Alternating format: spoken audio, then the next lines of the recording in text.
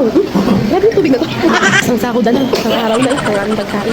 Okay na sana ako sa kalating takal ng munggo.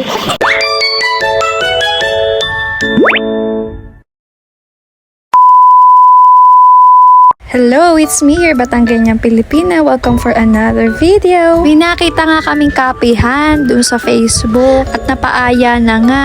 Ay may nagpresenta na nga manlilibre. And before the go, saktong nag-break time na nga rin. Ay lumabas na muna kami. Baka magbago pa ang isip. Ay siya for the go na.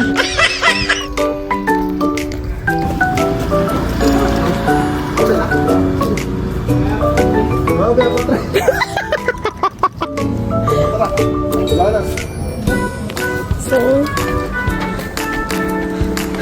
bali, epic fail. Ano yung taga din hindi alam? Ay sarado pa nga ni. Mamaya pa daw alas 3 ay ligwa. Hindi makakatikim ng mamahaling kape din eh. At buti na nga lang may katabi din kainan. Ay gutom na rin kami. Siya kakain na din sa Johannes Grill. Ang huling punta ko yata din ako'y nag-OJT pa. Yung kumain nga kami din ay wala katao-tao. Kami lang noon. Abay matikman ko naman ang kanilang bestseller ang baby back. Ay grabe naman, napakalambot eh. Masarap. Recommended talaga guys. Ngayon guys, yung pumunta kami, tingnan nyo naman madaming tao, di ba?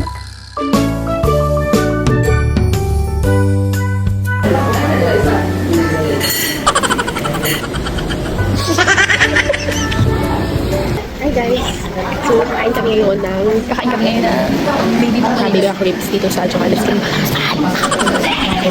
Parang isang sako na lang. Isang araw na lang. Ang aming pagkain. Okay na sana ako sa kalating takal ng munggo. Ay, magpaparis pa kami, 50 pesos. Oo, magpaparis pa sana. Ay, ano nga naman, tanggihan namin. Tanggihan natin, bro. Ano, mag-iinom lang talaga kami ng tubig. Nag-teacher lang kami kung dito kami nakain. Wow, grabe yung tubig na to. Check yung sa yellow basket ko. Kung gusto yung makatikim ng ganitong kalilang ng tubig, andyan sa yellow basket ko. Ito yung baso ko. Oh, grabe. Sobrang ganda. Alam niyo ba kung magkano tubig ito? 350,000. Grabe, sarap ng tubig. Quality yung tubig niyo. Ano ba ito? Ano yung pinakamahal na tubig? Hindi naman yung Philippines. Parang kasi sabi may hirap. Philippines na pinakamahal na tubig. Ha? Yun, Evian. Ay, Evian. Kasi yung yellow nila galing Alaska pa. Bali 3 days siya bago matunaw. Kaya sobrang ganun ka nga. Iba yung quality dito sa Johannes Grill. Try ka dito lang sa may bago.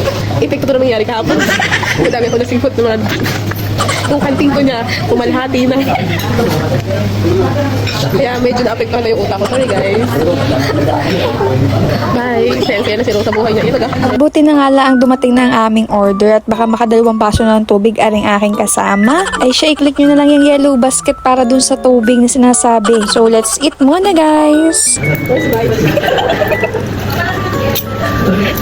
First live. First live. Matrakan mo tama.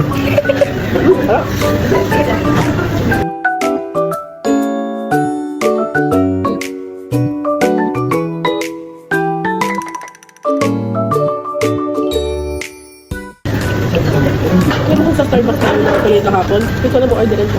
Sino may mga alin? Parang sinasabi mong combination. Di ba? Hindi mo ito nadala sa kahit ano na siya. Ano kung bestseller mo? Kung tanong yung ganit sa akin, pangkat. Ano inyo ate? Same mo lang sa akin. Lambot ng ribs, no? Lambot lang. Hindi ko yung sa ribs yung siya mo. Hindi ganito yung sa ribs. Medyo matiba.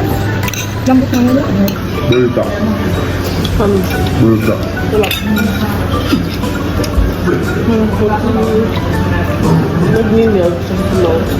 Very juicy and delicious sauce. Ayun nga guys, bali solid talaga yung pagkain dito, lalo na yung baby back ribs.